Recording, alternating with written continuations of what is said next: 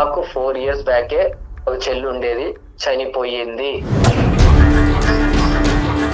ఒక చండాలమైన ప్రశ్న అడుగుతాను, మొత్తం ఎంత సంపాదించావమ్మా దాని ద్వారా? రాఖీ కడదామని వెళ్తే నువ్వు నా ఇంట్లో అడుగు పెట్టద్దు, పెడితే కిరోసిన్ పోసుకొని చనిపోతానన్నారు. పాము కాటుకి తండ్రి చనిపోయాడు, 2 సంవత్సరాలు తిరక్క ముందే తల్లి చనిపోయింది అనేటటువంటి మాట చెప్తున్నప్పుడు అమ్మ ఏమైనా కంటతడి పెట్టుకుంటుందేమో అని ఆలోచించారు. మీ చెల్లి ఇలాంటి పనులు చేస్తుంది అని చెప్పారు. సొంత నా ఫ్రెండ్సే ఏరా దగ్గరుండి నువ్వు బిజినెస్ చేపిస్తున్నావా నీ చెల్లి చేత అని అడిగారు. ఏ అమ్మాయి ఏమైనా అబ్బాయిల గురించి పరితపించేటటువంటి మనస్తత్వమా? అబ్బాయిల వెనకట్లు పడి 10 రిలేషన్షిప్ పెట్టుకునే చెల్లి గురించి నువ్వు మాట్లాడుతున్నావు? అన్నయ్య సార్ మధ్యలో ఎవరు మాట్లాడొద్దు సార్, ప్లీజ్ సార్. నువ్వు ఫోన్ పెట్టేసినా నేను నీ ఇంటికి వస్తా. తను తప్పు చేయలేదు, నన్ను చంపేసింది అంతే. చంపే అన్నయ్య, కానీ నేను ఇలా ఉండలేకపోతున్నాను అన్నయ్య. తన కన్నీటితో నీ కాళ్ళు కడుగుతోందమ్మా. మనోజ్ నీకు పుణ్యం ఉంటుందిరా తమ్ముడు. నేను ఒకే మాట నేను చెప్తున్నాను, ఒకే మాట. నీకన్నా పెద్దదానిగా నేను ఒక అక్కగా చెప్తున్నాను, విను మనోజ్. సాధారణంగా పెద్దవాళ్ళు ఒక సామెత చెప్తారు, ఈ రోజు పోతే రేపటికి రెండో రోజు అని. మేము ఇంతకు ముందు డీల్ చేసినటువంటి కేసెస్ లాంటిది కాదు. నాకు వద్దు సార్. మనోజ్ నేను వదలను. ఎక్కడ కూడా అమ్మాయి నీ గురించి ఒక్క డిస్రెస్పెక్ట్ఫుల్ వర్డ్ చెప్పలేదు తెలుసా? నన్ను క్షమించాలయ్య. మాట్లాడదు. ఇప్పుడు మీరు ఏం చేయాలనుకుంటున్నారో నాకు తెలియదు, కలపాలనుకుంటున్నారేమో నాకు తెలియదు. నమస్తే కళ్యాణ్ గారు. నమస్తే జయ గారు. నమస్తే అండి. అన్నా చెల్లెళ్ళ ఇష్యూ అండి. చెల్లి మనల్ని కాంటాక్ట్ చేసింది. ఒక 4 ఏళ్ల నుంచి వాళ్ళ అన్నయ్య తనతో మాట్లాడట్లా, కనీసం ఫోన్లో కూడా తను అంటే తిని ఈ అమ్మాయి నెంబర్ చూడగానే కట్ చేస్తున్నాడట. ఆ అమ్మాయి చాలా బాధపడుతోందండి. ఒక్కసారి మీరు మాట్లాడండి మేడం, కళ్యాణ్ గారితో మాట్లాడించండి, అన్నయ్య మనసు ఏమన్నా మారుతుందేమో అన్నట్టుగా తను మనకి మెయిల్ చేసింది. అమ్మాయి పేరు శ్వేత. శ్వేత, ఓకేనా? కాల్ చేస్తానండి. ఇంకేం వివరాలు పెట్టలే కదమ్మా? అంటే కొంత పెట్టింది, అది నేను రివీల్ చేయటం కన్నా మీరు మాట్లాడితేనే బాగుంటుంది కళ్యాణ్ గారు. రైట్, ఓకే, తప్పకుండా. హలో హలో శ్వేత అండి. అవును మేడం, మీరెవరు? నేను జయానండి, అందమైన జీవితం ప్రోగ్రామ్ నుంచి కాల్ చేస్తా ఉన్నాను, సుమన్ టీవీ. నమస్తే మేడం. నమస్తే శ్వేత, బాగున్నావమ్మా? బాగున్నాను మేడం. ఓకే, నాతో పాటు డాక్టర్ కళ్యాణ్ చక్రవర్తి గారు కూడా ఉన్నారు. మరి నువ్వు మెయిల్లో పెట్టిన విషయం డీటెయిల్డ్గా డాక్టర్ గారికి చెప్పు. రైట్, ఒక్కసారి మాట్లాడతల్లి.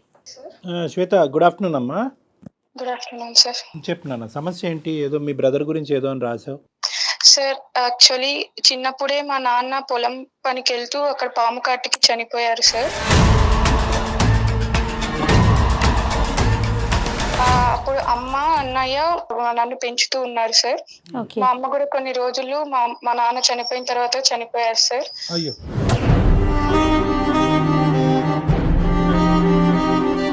మా తల్లిదండ్రులు ఇద్దరు చనిపోయిన తర్వాత మా అన్నయ్య ఎంతో కష్టపడి తన చదువుని కూడా త్యాగం చేసి నా కోసం ఎంతో కష్టపడుతూ నన్ను చదివిపించారు సార్. ఓకే అమ్మా. అన్నయ్య బాధ్యత. నీ వయసు ఎంతమ్మా? అన్నయ్యకి నీకు సుమారుగా ఏ వయసు? తల్లిదండ్రులు తల్లి అమ్మ కూడా చనిపోయినప్పటికీ ఆ టైం మా అన్నయ్యకి అప్పుడు 16 సంవత్సరాలు సార్. నీకు నాన్న? నాకు 8 సంవత్సరాలు సార్. బా, గ్రేట్ అమ్మా అన్నయ్య. మా అన్న చదువును కూడా త్యాగం చేసి ఎంతో చిన్నప్పటి నుంచి కష్టపడి పెంచారు. మరి ఫైనాన్షియల్ గా ఎట్లా తల్లి? పొలం ఏదన్నా ఉందా శ్వేత? అప్పుడు ఉన్నింది మేడం. ఇప్పుడు మా అన్నయ్య నన్ను పెంచడం కోసం బిజినెస్లు చేస్తూ ఇలా జరుగుతూ అన్ని లాస్ అయింది. ఏం చేస్తుంటాడు అన్నయ్య? అన్నయ్య చాలా అంటే వేరే వేరే పనులు, పొలం పనులు అన్ని చేసుకుంటూ ఇలా ఫ్రెండ్స్ తో కలిసి బిజినెస్ స్టార్ట్ చేశారు. కానీ నీ చదువు గురించి తను చదువు వదిలేసాడమ్మా? అవును సార్. నా చదువు కోసం నన్ను ఈ సొసైటీలో మంచిగా పెంచడం కోసం, అమ్మా నాన్న లేని లోటు తీర్చడం కోసం, నా ఆనందం కోసం తన ఆనందాలన్నీ వదులుకున్నాడు సార్. నీ చదువు అయితే స్మూత్ గానే కొనసాగిందమ్మా? ఇంటర్ అయిపోయి బీటెక్ సెకండ్ ఇయర్ వరకు మంచిగానే చదువుతూ వచ్చాను సార్. Okay, BTech. ఆ ఫీజులన్నీ కూడా, కాలేజ్ ఫీజులన్నీ కూడా అన్నయ్యే? మ్యామ్ ఇప్పుడు నేను మా అన్నయ్యకి చాలా దూరంగా వచ్చి బతుకుతున్నాను మ్యామ్. అంటే ఎట్లా బ్రతకడం అర్థం అంటే? కాలే అర్థం చదువు? కాలేదు తల్లి. చదువు అయిపోయిందా నీది? ఇప్పుడు చదువు అయిపోయి నేను మంచిగా జాబ్ చేస్తున్నాను. ఓకే. ఆ. దీనికన్నా ముందు జరిగిన కొన్ని సంఘటన వల్ల నేను మా అన్నయ్యకి చాలా దూరం అయ్యాను. ఏమైందమ్మా? అంత ప్రేమగా చూసిన అన్నయ్యకి నీకు మధ్యలో అంటే ఏం జరిగింది? మా అన్నయ్యకి అప్పులు పాలవ్వడం వల్ల నేను మా అన్నయ్యకి చాలా హెల్ప్ చేయాలని చాలా ఎన్నో జాబ్స్ వెతుక్కున్నాను. ఓకే. Very okay. గుడ్. అంటే చదువుకుంటూ జాబ్స్ చేయాలనుకున్నావమ్మా? అవును సార్, చదువుకుంటూ జాబ్స్ చేయాలనుకున్నాను. Right right. తప్పులేదు. అవన్నీ కుదరని పరిస్థితిలో నేను ఒక తప్పుడు మార్గం ఎంచుకున్నాను. అంటే ఏంటమ్మా? అది కాల్ గర్ల్ గా నేను పని చేయాలనుకున్నాను సార్.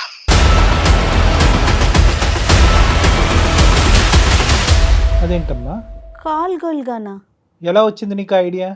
అంటే కొన్ని దాంట్లో ఇలాంటి పనులు చేస్తే త్వరగా అమౌంట్ సంపాదించవచ్చు, మా అన్నయ్యకి నేను అప్పులు అన్ని తీర్చేయచ్చు అనే ఒక దీంతో చేయాల్సి వచ్చింది. అలా చేస్తూ ఒకసారి మా అన్నయ్య వాళ్ళ ఫ్రెండ్స్ ఇలా బుక్ చేసుకోవడం ద్వారా మా అన్నయ్యకి తెలిసింది సార్.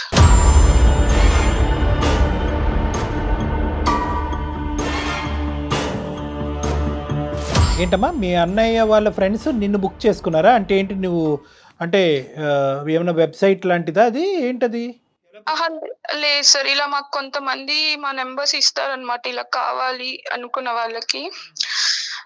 అలా జరిగింది సార్. అప్పుడు మా అన్నయ్య ఫ్రెండ్స్ చూసి ఇలా మీ చెల్లి ఇలాంటి పనులు చేస్తుంది అని చెప్పారు.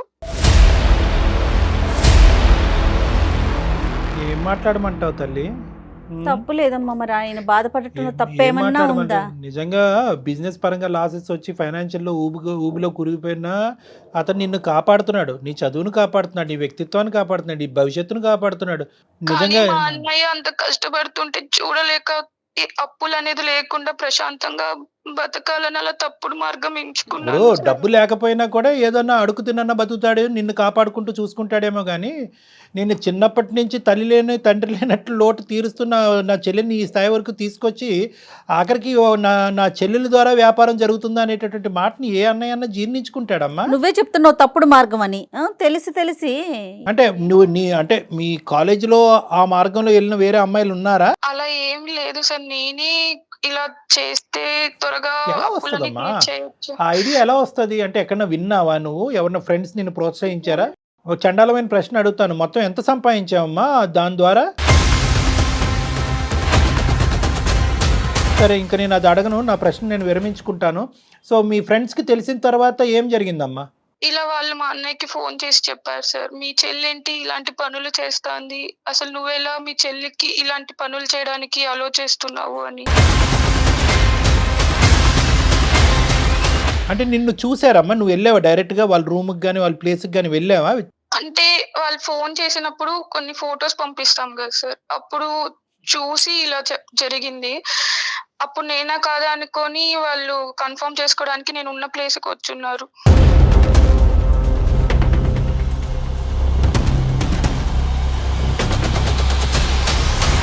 తల్లి ఏం మాట్లాడాలో అర్థం కావట్లేదు బంగారు తల్లి. ఏమమ్మా ఇదంతానే ఇంత చండాలమా? సరే ఇప్పుడు అన్నయ్యకి చెప్పిన తర్వాత అన్నయ్య రియాక్షన్ ఏంటమ్మా? అదే సార్, వాళ్ళ ఫ్రెండ్స్ వచ్చి నన్ను చూసి ఇలా మా అన్నయ్యకి ఫోన్ చేసి చెప్పారు, ఇవన్నీ నువ్వే చేపిస్తున్నావా లేదా మీ చెల్లె చేస్తాందా ఈ పనులు అని. అంతే కదా. అంతే at the end of the day అతని తల్లి ఒక తండ్రి అవటంతో నింద అతని మీద పడింది పడింది చూసావా? చూడండి. అతని తల్లి తండ్రి మీ అన్నయ్య నింద చూసావా? అరే నువ్వు ఫైనాన్షియల్ ఊబిలో కూరుకుపోవటం వల్ల నువ్వు పిల్లతో- ఇటువంటి వ్యాపారం నడిపిస్తున్నావు అని అడిగారు చూసావా? అంటే నిన్ను ఏ స్థాయిలో నమ్ముతున్నారో తప్పు మీ అన్నయ్య నెత్తి మీద వేశారు. మా అన్నయ్య వెంటనే ఫోన్ చేసి ఎక్కడున్నావు, ఏం చేస్తున్నావు అని అడిగారు సార్. కానీ నమ్ము ఉండడే మీ అన్నయ్య ఇలా ఫ్రెండ్స్ చెప్తుంటే? అదే సార్, నమ్మలేదు. కాకపోతే ఒక కన్ఫర్మేషన్ కోసం ఫోన్ చేశాను. నేను అదే టైంలో కాలేజ్ లో ఉన్నాను, ఇలా చదువుకుంటున్నాను అని చెప్పాను. అప్పుడు సడన్ గా వీడియో కాల్ చేయమంటే నేను చాలా సార్లు కట్ చేశాను సార్. అప్పుడు మా అన్నయ్య డైరెక్ట్ గా ఇట్లా వచ్చి చూసేసరికి ఆ రోజు నుంచి ఇప్పటి వరకు నాతో మాట్లాడటం లేదు. అంటే మాట తెగిపోయింది, బంధం తెగిపోయింది, ఆర్థిక సహాయం అన్నీ తెగిపోయినాయమ్మా ఇంకా అక్కడితో. అక్కడితో తెగిపోయింది సార్. ఇప్పుడు ఏం చెప్పమంటావు మాకు? ఏ విధంగా ఏ అన్నయ్య మనసు మాత్రం చల్లారుతుంది? అలా కాదు సార్, 4 సంవత్సరాల నుంచి నేను మా అన్నయ్యతో మాట్లాడడానికి రాఖీ పండగ రోజు కూడా వెళ్ళాను. ఆ రోజు కూడా నేను మా అన్నయ్యకి ఇట్లా రాఖీ కడదామని వెళ్తే, నువ్వు నా ఇంట్లో అడుగు పెట్టొద్దు, పెడితే కిరోసిన్ పోసుకొని చనిపోతానన్నారు సార్.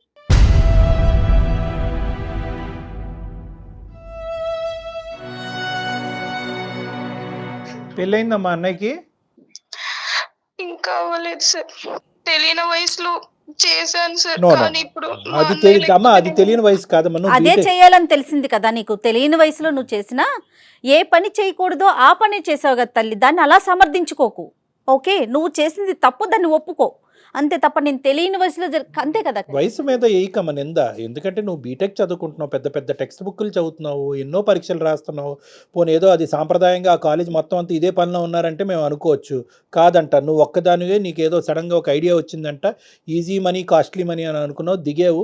పోనీ ఒక్కసారి దిగిన తర్వాత తప్పు తెలుసుకుని చంపలేసుకుని ఈ చండాలోని డబ్బులు నాకు వద్దు అని అనుకుంటే సరిపోయి ఉండేది. మీ అన్నయ్య ఫ్రెండ్స్కి దొరక్కపోతే ఇప్పటికీ కూడా నువ్వు ఇదే వ్యాపారంలో ఉండేదానివేమోగా. తప్పుగా అనుకోద్దమ్మా నా మాటని. అలా కాదు సార్, మనీ వస్తే నేను మా అన్నయ్యకి హెల్ప్ గా నీ ఉంటాను. మనీ చల్లంగా ఉండే మనీ కోసం ఏం చేస్తారే తల్లి? ఎలాంటి పనులు చేస్తారు? అమ్మ నువ్వు డబ్బులు తీసుకెళ్ళి మీ అన్నయ్యని బిజినెస్ అనేటటువంటి ఒత్తిడిలోంచి బయట వేస్తావు, కానీ ఎక్కడి నుంచే డబ్బులు వచ్చినాయి అని చెప్పే ధైర్యం ఉందా నీకు? చెప్పగలుగుండేదానివా అప్పుడు అన్నయ్య ఈ పద్ధతుల ద్వారా నాకు ఈ డబ్బులు సంపాదించిందని? లేదు సార్, అంత ధైర్యం లేదు సార్.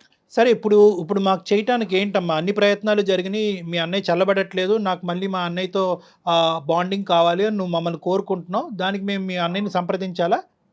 అవును సార్, ఒక్కసారి మా అన్నయ్యకి మీరు కాల్ చేసి మాట్లాడండి సార్ ప్లీజ్. అతను మాట్లాడకపోవచ్చు. ఏం కళ్యాణి గారు, ఆవిడ ఫోన్ ఎత్తదా? నువ్వు చేస్తావా తల్లి?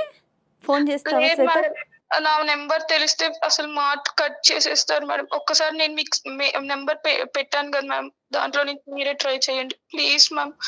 సరేనా, ట్రై చేస్తారు. కానీ కళ్యాణ్ గారు చెప్పండి, అంటే తను పాజిటివ్ గా తీసుకోవచ్చు, తీసుకోకపోవచ్చు. ఇప్పుడు ఏంటంటే 2 things అమ్మా. ఒకటి, అతను యాక్సెప్ట్ చేసి అన్ని అర్థం చేసుకుని దయదలిచి క్షమించి ముందుకు వస్తే అది ఒక ఎత్తు. నువ్వు అన్న కోరిక ఫలిస్తుంది, అందమైన జీవితం ద్వారా మీ అందరం చాలా హ్యాపీగా ఉంటాం. ఒకప్పుడు ఫలించకపోతే కనుక ఇప్పుడున్న పరిస్థితే కంటిన్యూ అవుతుంది. దానికి మించిన నష్టం అంటూ ఏమీ జరగదు. అంటే అతని పని అతను చూసుకుంటాడు, నీ పని నువ్వు చేసుకోవాలి. అర్థమైందమ్మా? అలా కాదు సార్, మీరే ఎలా అయినా మాట్లాడించారు. మా అన్నయ్య లేకపోతే నేను బ్రతుకున్న శవం లాగా sir. Oh no no no no, అది కాదులే అమ్మా. బేసికలీ ఏంటంటే ఒక్కొక్క వ్యక్తికి ఒక్కొక్క కష్టం ఉంటుందమ్మా, ఒక్కొక్క ఆలోచన శైలి ఉంటుంది. దాన్ని బలవంతంగా మనం ఉంచేసి అనేటటువంటి చేయకూడదు. ఇంకా నుంచి నా లైఫ్ లో ఎటువంటి మంచి శుభకార్యాలు జరగాలన్నా మా అన్న చేతుల మీద జరగాలి. రైట్ రైట్, అదే అర్థమైంది అమ్మ. ఒక ఆడపిల్లకి అది మినిమం కోరిక. తల్లిదండ్రులు లేనప్పుడు అన్నయ్య ముందుకు రావాలి. ఆ అన్నయ్య మనసు కాస్త ఈ విధంగా గాయపడింది. చూద్దాం అమ్మ, మనం ఏ విధంగా దాన్ని రెక్టిఫై చేయగలమో చూద్దాము. ఒక ప్రయత్నం అయితే చేద్దాం.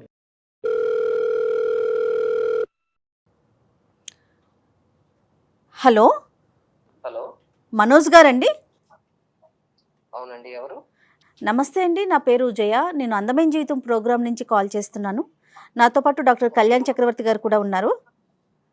ఓకే, నమస్కారం అండి. నమస్తే అండి. మీకు తెలియకుండా, అంటే మీ పర్మిషన్ లేకుండా మిమ్మల్ని నేను కాల్లోకి తీసుకున్నానండి. మీతో పాటుగా ఇప్పుడు కాన్ఫరెన్స్లో మీ సిస్టర్ శ్వేత కూడా ఉన్నారు. తను చాలా చాలా బాధతో, నాకు చనిపోవాలనిపిస్తోంది అన్న ఒక బాధతో మాకు మెయిల్ చేసింది. సో దాంతో ప్లీజ్ ఒక్క నిమిషం. నాకు 4 years బ్యాకే ఒక చెల్లి ఉండేది, చనిపోయింది.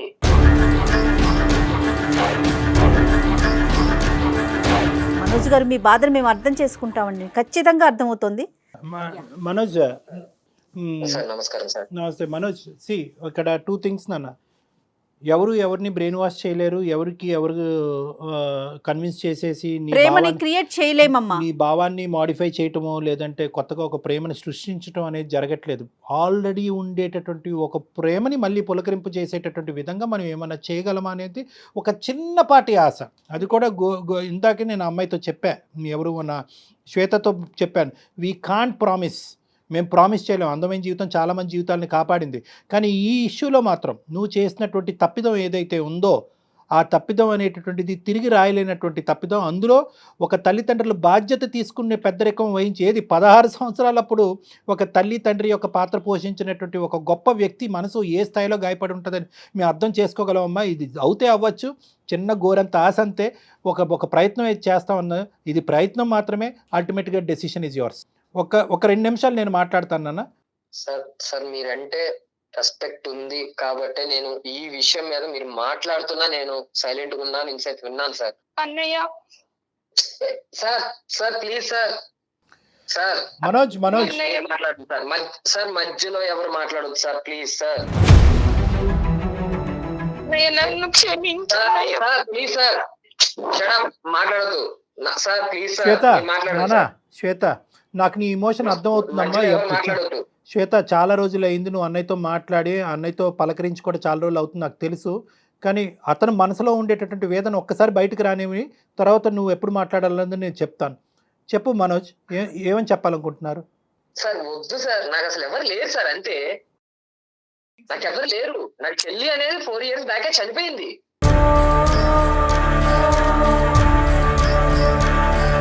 నాకు ఎవరు లేరు, నేను ఒంటరి వాడిని. అన్నయ్య మధ్యలో ఎవరైనా మాట్లాడారంటే మాత్రం కాల్ కట్ చేస్తాను సార్. శ్వేత, నువ్వు ఒక్క 2 seconds ఆగినా ప్లీజ్ కైండ్లీ. నేను ఇది ఎందుకంటే ఇది మేము ఇంతకుముందు డీల్ చేసినటువంటి కేసెస్ లాంటిది కాదు. ఎందుకంటే కనుక ఇదేదో 5 నెలల్లో 6 నెలల్లో అవ్వలేదు మీ ఇద్దరి మధ్యన. ఆల్మోస్ట్ అతను ఫిక్స్ అయిపోయాడు మానసికంగా. ఏంటంటే ఈ బంధం తెగిపోయింది, అమ్మా నాన్న లేరు, ఇప్పుడు చెల్లి కూడా లేదు అనే కాన్సెప్ట్లోకి అతను వచ్చేసాడు. కాబట్టి లేదు, చెల్లి అనేటటువంటి ఆమె ఉంది, కేవలం ఒక తప్పు చేసింది. మనుషులు అనే వాళ్ళు తప్పులు చేయటం సహజం. మానవతా దృక్పథంతో క్షమించడం అనేటటువంటిది కూడా ఇంపార్టెంట్ అనే అంశం అతని బ్రెయిన్లోకి వెళ్ళాలి అంటే ఒక్క 2 నిమిషాలు నేను అతనితో మాట్లాడాలమ్మా. శ్వేత ప్లీజ్.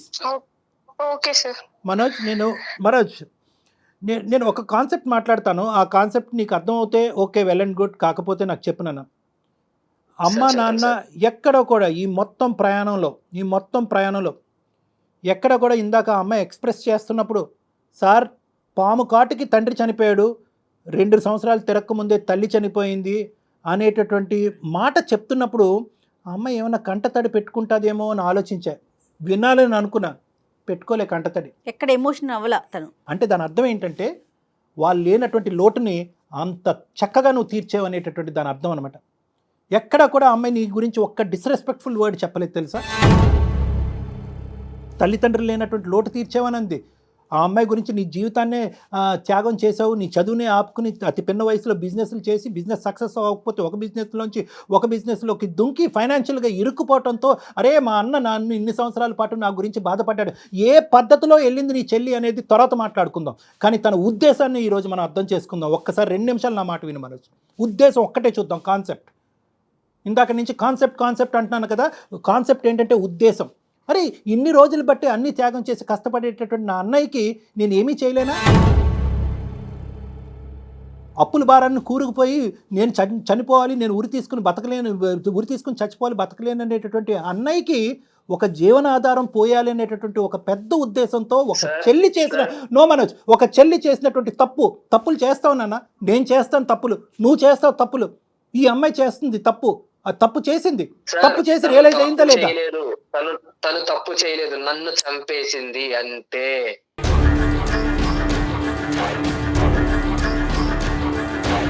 నాకు తెలుసు సార్, నా జీవితాన్ని వదిలేసుకున్నా నేను తన కోసం.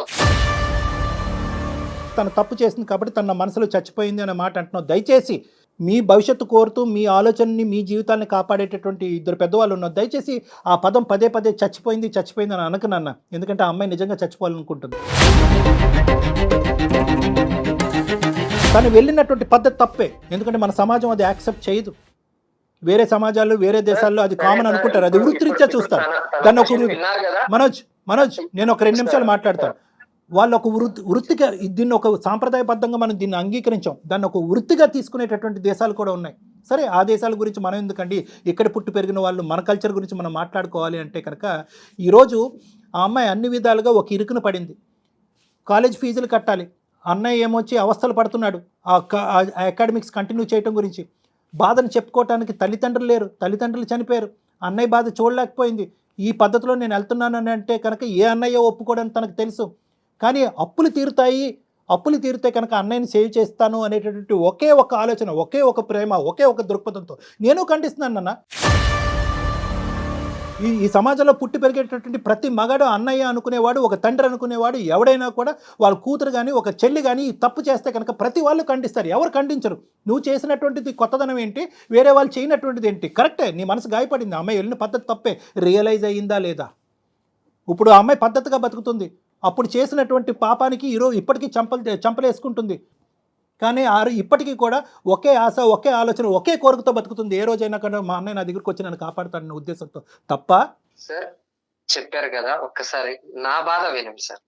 చిన్నప్పటి నుంచి పొరపాటు కూడా అమ్మా నాన్న లేరు అనేది కొంచెం కూడా కలిగించకుండా పెంచాలి అనే ఉద్దేశంతో నా జీవితాన్ని కూడా వదిలేసుకున్నాను నేను. అది తల్లిదండ్రులు లేకుండా ఒక ఆడపిల్లని పెంచడం ఎంత కష్టమో మాకు తెలుసమ్మా మనోజ్, మాకు తెలుసు, మేము అర్థం చేసుకుంటున్నాం దాన్ని. ఆ అమ్మాయి కూడా అర్థం చేసుకుంది. ఇప్పుడు మేడం వినండి, శ్వేత కూడా అర్థం చేసుకుంది మనోజ్. అక్కడ ఇంకోటి ఎంత ఇక్కడ చూసుకున్నానో బయట సమాజంలో కూడా పేరెంట్స్ లేకపోయినా అరే ఏం బతుకుతున్నారా ఈ ఇల్లు అని అనిపించుకోవాలని తను చదువుకుంటే మంచిగా సెటిల్ అయితే అంటే ఇక్కడ తను సెటిల్ అయిందంటే నేను హ్యాపీగా ఉన్నట్టే. ఇంకా అలాంటిది సొంత నా ఫ్రెండ్సే ఏరా దగ్గరుండి నువ్వు బిజినెస్ చేపిస్తున్నావా నీ చెల్లి చేత అని అడిగారు.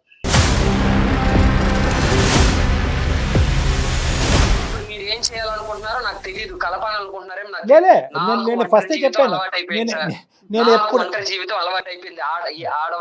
నమ్మకం లేదు. కమింగ్ టు ద పాయింట్, నువ్వు కూడా ఎంత క్షోభలో ఉండుంటావు. ఎందుకంటే అల్లారు ముద్దుగా పెంచుకున్నటువంటి నీ చెల్లెల్ని ఆల్మోస్ట్ నీ కూతురు చెల్లెలు తల్లి అన్ని అమ్మాయి అనుకున్నట్టుగా ఒక ఆడదానికి చూసుకున్నావు. నేను ఎక్కడా కూడా నీ క్రెడిట్, నువ్వు చేసినటువంటి త్యాగాలు ఎక్కడా కూడా చిన్నగా చేయట్లే. నేను ఎక్కడగా చిన్నగా చూడాలి అని అనుకోవట్లేదు. దానికి ఎంత స్థాయి పదాలు వాడినా కూడా తక్కువే అన్నట్టు నాకు అనిపిస్తుంది. ఒకటి, ఇప్పుడు నువ్వు చెప్పావు కదా, నేను ఇంత కష్టపడ్డాను, పరువుని ఇంత నమ్ముకున్నాను, నా చెల్లెల గురించి ఇంత త్యాగం చేసుకున్నాను, మాట పడకూడదు అనుకున్నాను. ఏ మాట అయితే పడకూడదు అనుకున్నాను అదే నా ప్రాణ స్నేహితుల దగ్గర నుంచి నీ చెల్లి ద్వారా వ్యాపారం చేయిస్తున్నావురా అనే మాట వినవలసి వచ్చింది సార్. ఆ రోజే నేను చచ్చిపోయానని అన్నావు కదా. ఈ డిస్క్రిప్షను ఆ అమ్మాయి కూడా నీకంటే బాగా చెప్పింది. అంటే ఏంటంటే ఎక్కడా కూడా ఆ అమ్మాయి కానీ, ఈ సమాజం కానీ, మీ బంధువులు కానీ ఎవరు కూడా నువ్వు చేసినటువంటి త్యాగాన్ని తక్కువ చేసి చూడట్లేదు. కానీ అన్ని త్యాగాల కంటే పెద్ద త్యాగం ఏదైనా ఉందంటే కనుక అది క్షమాగుణం. Please correct, try and understand this. 100% Kalyan గారు, ఇప్పుడు వరకు నువ్వు చేసింది ఒకెత్తు, ఇప్పుడు చేయబోయేది ఒకెత్తు. నీ మనస్సాక్షిమే చెయ్యేసి చెప్పు. దినదిన గండం నూరేళ్ళ ఆయుష్లా బతకలేదా ఈ 4 సంవత్సరాల పాటు? నీ చెల్లిని దూరం చేసుకుని ఎక్కడుందో, ఏం చేస్తుందో, ఎలా ఉందో అనే బాధతో బతకలేదా నువ్వు? మీ తల్లిదండ్రులు గుర్తు రాలేదా నీకు? తప్పు చేసి రియలైజ్ అయిందా లేదా?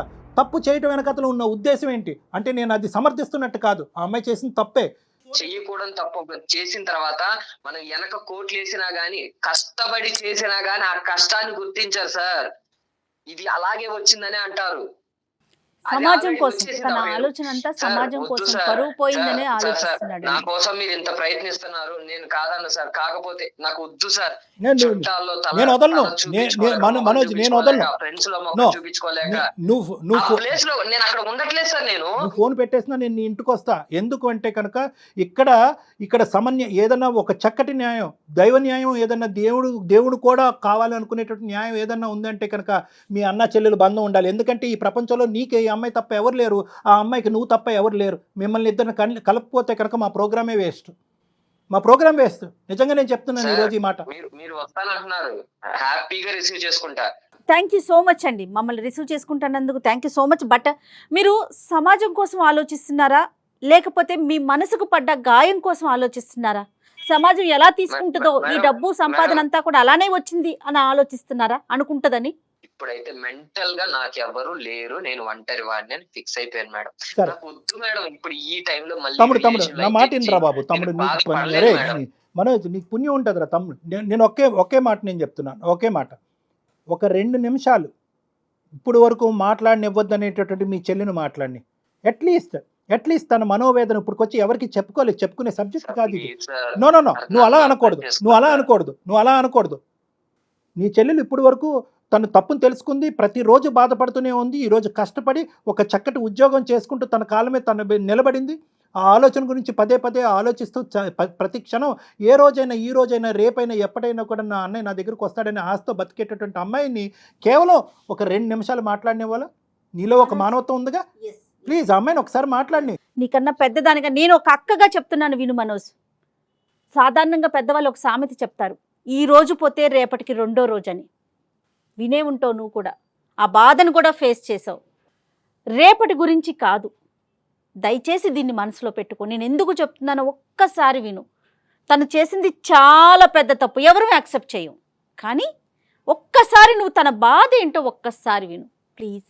ఇది మా పర్సనల్ రిక్వెస్ట్ అనుకో, నేను డాక్టర్ కళ్యాణ్ గారు.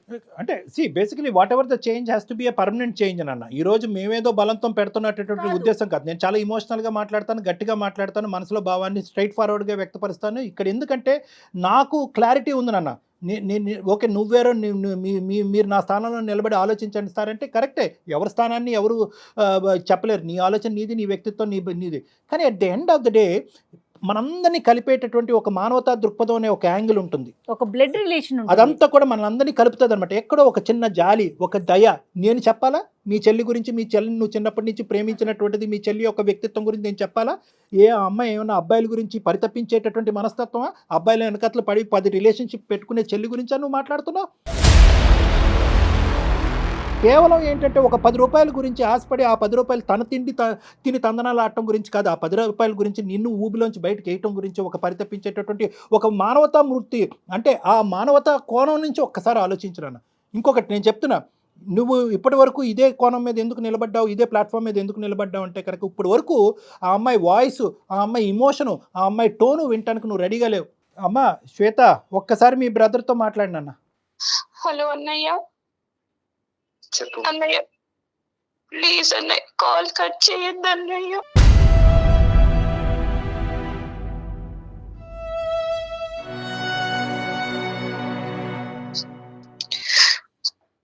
నాకు మాట్లాడడం లేదు అన్నయ్య. నానొద్దు అన్నయ్య ప్లీజ్ అన్నయ్య. నేను చేసింది చాలా పెద్ద పాపం. కష్టపడి చదువుకొని ఇప్పుడు నేను ఒక మంచి ఉద్యోగం చేస్తున్నాను. కాదు, నేను నిన్ను అంత బాగా చూసుకున్నాను, అసలు ఎలా చేయాలనిపించింది అసలు నీకు? నువ్వు కష్టపడు. కనీసం నేను గుర్తు రాలేదు ఆ టైంలో. అన్నయ్య నీకు సహాయం చేయడం కోసమే చేశాను. ఏంటి ఆ పాపిష్టి డబ్బుతోనా? ఆ పాపిష్టి డబ్బులు ఏం చేసుకోవాలి? తప్పైపోయింది అన్నయ్య, ఇప్పటికన్నా క్షమించు ప్లీజ్. తన కన్నీటితో నీ కాలు కడుగుతోందమ్మా. మనోజ్ ప్లీజ్ ఒక్కసారి ఆలోచించు. నువ్వు అసలు డాక్టర్ గారు అన్నట్లుగా మేమెవరో మీ ఇద్దరి మధ్యలో, అన్నా చెల్లెల మధ్యలో, చెల్లి గురించి చెప్తానుకో లేదా తన గురించి చెప్తాకో మేమెవరు అమ్మా? దెబ్బ తగిలితేనే తట్టుకోలేను అలా ఊహించుకొని నీ బాధ తప్పే లేదు. అసలు అన్నయ్య ప్లీజ్ అన్నయ్య, ఒక్కసారి క్షమించన్నయ్య ప్లీజ్ అన్నయ్య. ఏం అర్థం కావట్లేదు మనోజ్. అందుగురించే మనోజ్, ఇన్ని రోజులు బట్టి ఆ అమ్మాయి బాధ ఆ అమ్మాయి మనసులో ఉంది, నీ బాధ నీ మనసులో ఉంది. మీరిద్దరు ఎదురుబెదురు కూర్చుని కొంతవరకు మనసు విప్పి మాట్లాడుకుని ఉంటే కనుక ఇంకో విధంగా ఉంటుంది. సరే, నువ్వు చాలా ఎథికల్ అండ్ సెంటిమెంటల్ పర్సన్, నీకు వాల్యూ సిస్టమ్స్ ఎక్కువ ఉన్నాయి కాబట్టి నువ్వు అమ్మాయిని ఎప్పుడైతే తప్పు అనే పదం విన్నావో, ప్రత్యేకంగా నీ ప్రాణ స్నేహితుల దగ్గర విన్నావు, అక్కడి నుంచి అక్కడ కట్ చేసేసావు. నేను ఇప్పుడు ఏమని చెప్తున్నానంటే, నువ్వు ఒకే పదం అన్నావు ఇందాక, నాకు అర్థం కావట్లేదు సార్ అని చెప్పి. మీకు అర్థం కాలేనప్పుడే మాలాంటి వాళ్ళు. సో నేనేమంటున్నానంటే ఇద్దరు ఒక్క నిమిషం సార్. అన్నయ్య కావాలంటే నన్ను చంపే అన్నయ్య.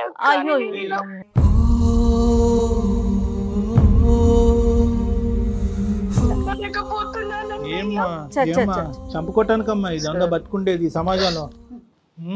ఏమ్మా మాట్లాడుతాను, తను ఏడిస్తే నాకు ఏదో ఉంది. అదే ప్రేమ అంటే మా మనోజ్, ఇదే ప్రేమ. లేదు నాన్న, నేను ఒకే మాట చెప్తున్నాను మనోజ్. నీ మనసులో ఇప్పటికీ కూడా ప్రేమ దాగుంది. ఈరోజు ఈ అమ్మాయి తన బాధతో మాకు ఫోన్ చేసింది, నువ్వు నీ బాధతో ఎవరికి చెప్పుకోలేకపోయావు. ఇప్పటికైనా కూడా మీ ఇద్దరిలో ఒక ఆలోచన వచ్చింది అని నాకు అనిపిస్తుంది.